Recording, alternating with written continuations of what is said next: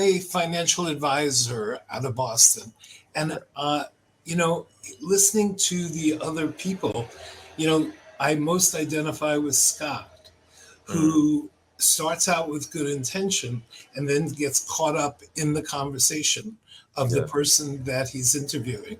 So my question is there something in our first contact with a prospect that could be a reminder and, maybe a time limit that we should impose on ourselves so that we can pivot to are you open to coming back and getting further into it and getting more of a deep dive on our first session?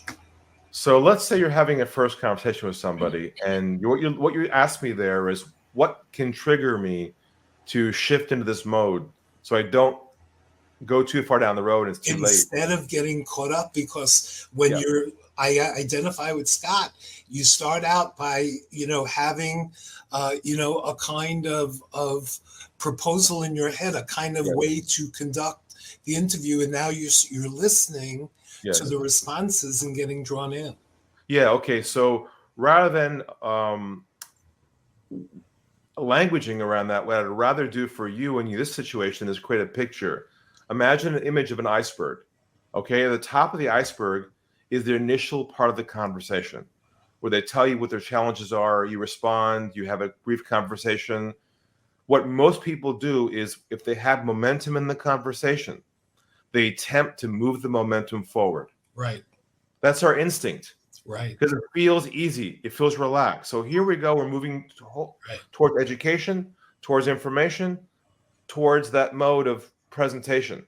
So imagine the tip of the iceberg, a picture of an iceberg. You're at the top of the iceberg. Rather than your mind thinking to yourself, my job is to move them forward. Think to yourself, my job is to go down this direction, not that direction, down below the iceberg, and have certain questions in front of you to think to yourself, okay, Ari said to me, I can't move them forward because your job is not to create momentum with them. Your job is to build trust with them and have them feel that you're taking them to a place no one ever has before. Right. And that is deep dive into their world. So if you have this set of questions in front of you right from the beginning, and the way you start the conversation is this one, which is, if it's okay with you, can we take a step back for a moment? And can you walk me through a bit about your background, your story, situation, up to your current situation now, and your financial challenges? We'll go from there. Then they start opening up to you. And once they start giving you a couple of challenges, rather than attempting to either ask them fact-finding questions or give them information to solve it, you just take them right down that iceberg with the questions I think I may have given some earlier around, tell me more about that. How long has that been an issue for? Right. Can you show me some examples of what you tried so far? What's your timeline on this? See, that's exactly what I'm talking about. How to trigger in me the response that says, look at this set of questions that you have written down. Okay. Get involved in the story. You know what? Make a picture of an iceberg. Yeah. And put the questions in the iceberg and put it right in front of your computer screen. And look at that picture.